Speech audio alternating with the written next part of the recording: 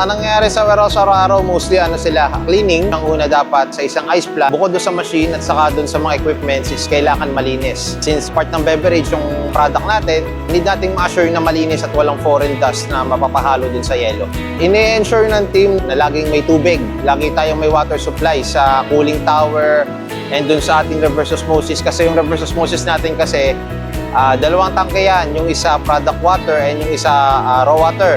Ngayon, para makapag-produce yung reverse osmosis natin ng product water, kailangan muna magkaroon ng raw water, ipoproduce niya through reverse osmosis machine, then saka siya magkakaroon ng product. Ayun yung natin, in-assure natin, pati yung kuryente. Importante yung organization kasi bukod sa hierarchy, kung wala tayong organization dito, magiging magulo.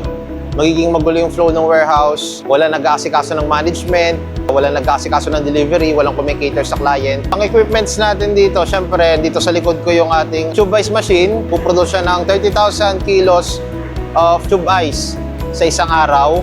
And then, syempre, once na nag-produce ka ng ice, kailangan mo syempre ng i-storean, which is the cold storage.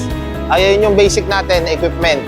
Siyempre, meron tayo ditong additional na ice hopper para makatulong doon sa mga operator para hindi na sila mahirapan doon sa pagpapak ng yelo kasi ang isang cycle nito is estimated na binabagsak na is 400 to 500 kilos. Makakasigurado kayo na quality product yung mapupunta sa inyo na yelo since to discuss ko sa inyo yung cycle ng machine. First cycle talaga, medyo manipis siya and then after nun, throughout all the cycle, doon nalalabas yung quality ice. Kasi bukod doon sa tubig na purified, meron kaming chiller para yung papasok na tubig galing sa machine ay malamig na rin. Kaya yung ice na ibibigay sa inyo is assured namin quality ice.